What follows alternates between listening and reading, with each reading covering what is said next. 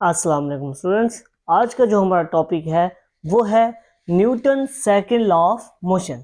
अब इसकी डेफिनेशन जरा देख लेते हैं। When a force act upon a body and acceleration is produced in the direction of force, the magnitude of acceleration is directly proportional to the force and inversely proportional to the mass of body. अब इस definition में ना, अगर इन points को आप समझेंगे तो आपको ये Newton second law of motion तैयार हो जाएगा, इसका कंसेप्ट तैयार होगा।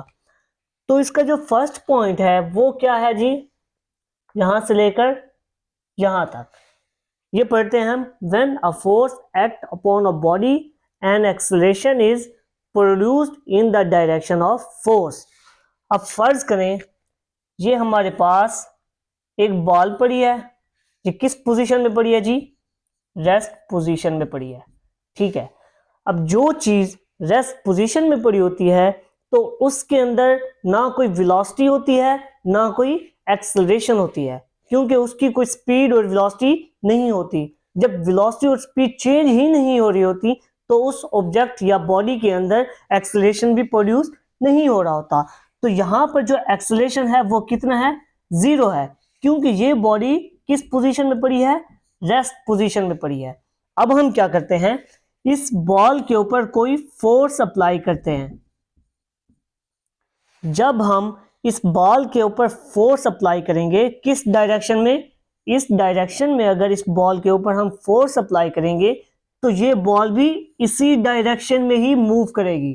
ठीक है, तो ये पॉइंट आप समझ रहे हैं कि when a force act upon a body, जब फोर्स किसी बॉडी के ऊपर एक्ट होती है, अप्लाई होती है, एंड एक्सेलरेशन इज प्रोड्यूस्ड, उसकी एक्सेलरेशन प्रोड्यूस हो जाती है, तब क्या होती है, पहले वेलोसिटी क्या थी, जीरो थी। जब फोर्स लगी उस बॉडी ने आगे मूव किया, मूव करने की वजह से उसकी वेलोसिटी के अंदर क्या आया, चेंज आया। जब वेलोसिटी के अंदर चेंज आया तो साफ जाहिर है चेंज इन वेलोसिटी किसे कहते हैं, एक्सेलरेशन। उस बॉडी में क्या आ गई, एक्सेलरेशन प्रोड्यूस हो गई। ठीक है, तो वो जो फोर्स है जब उस बॉडी के ऊपर लगेगी जिस डायरेक्शन में, तो वो ऑब्जेक्ट उसी डायरेक्शन में मूव करेगा। तो ये था पहला point, when force act upon a body and acceleration is produce in the direction of force. जब हम किसी बॉडी के ऊपर फोर्स अप्लाई करते हैं तो उसके अंदर जो एक्सेलरेशन प्रोड्यूस होती है वो भी उसी डायरेक्शन में एक्सेलरेशन प्रोड्यूस होती है। ठीक है, ये हमारा पहला पॉइंट हो गया। अब दूसरा पॉइंट समझो, the magnitude of acceleration is directly proportional to the force. ये हमारे पास दूसरा पॉइंट है कि मैग्नीट्यूड ऑफ एक्सेलरेशन, जो एक्सेलरेशन का मैग्नीट्यूड होता है वो किसके डायरेक्टली प्रोपोर्शनल होता है, फोर्स के। मतलब हम किसी बॉडी के ऊपर जितनी ज्यादा फोर्स लगाएंगे उसके अंदर उतनी ज्यादा एक्सेलरेशन प्रोड्यूस होगी। अब फर्ज करें ये हमारे पास एक ऑब्जेक्ट पर है, अब इस ऑब्जेक्ट के ऊपर हम फोर्स लगाते हैं कितनी, 10 न्यूटन की।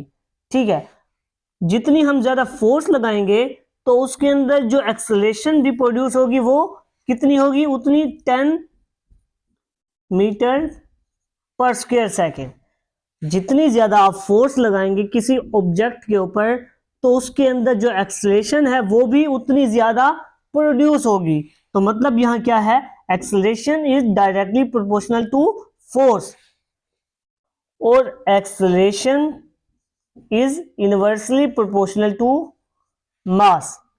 कि जब अगर हम किसी हैवी ऑब्जेक्ट के ऊपर जितना ज्यादा फोर्स लगाएंगे उसके अंदर एक्सेलरेशन उतनी कम प्रोड्यूस होगी। अब फर्ज करें हमारे पास एक बड़ा ट्रक होता है, अगर आप उस बड़े ट्रक को फोर्स लगाएं कितने न्यूटन की, फर्ज करें 50 न्यूटन की आप फोर्स लगाते हैं किसी बड़े ट्रक को,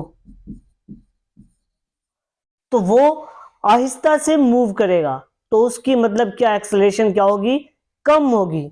अगर उसी फोर्स से आप किसी बाइक के ऊपर फोर्स लगाते हैं तो वो तेज मूव करेगी ट्रक की निस्बत। मतलब इसका क्या हुआ कि जितना ज्यादा मास होगा उतनी कम क्या होगी, एक्सेलरेशन प्रोड्यूस होगी उस ऑब्जेक्ट के अंदर।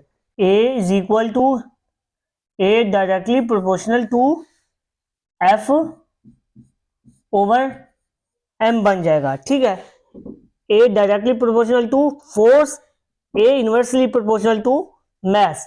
ठीक है, यहां पर a directly proportional to force और इनवर्सली प्रोपोर्शनल टू मैस हो जाएगा। ठीक है, अब ये जो एक्सेलरेशन है, तो जो डायरेक्टली प्रोपोर्शनल होता है वो कांस्टेंट होता है, वो यहां आ जाएगा कांस्टेंट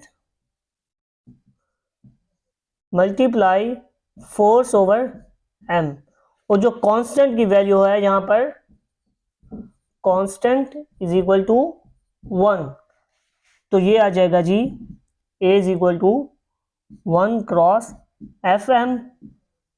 तो ये क्या बन जाएगा हमारे पास, a is equal to F M. F इधर आ जाएगा, ए उधर जाकर मल्टीप्लाई हो जाएगा, ये क्या हो जाएगा जी, एफ क्रॉस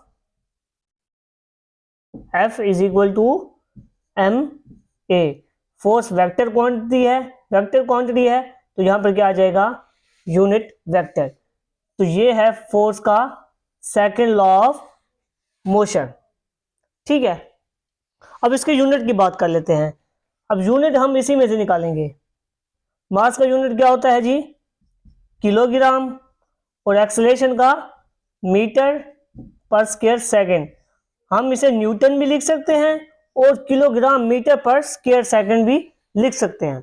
तो ये था हमारा Newton second law of motion.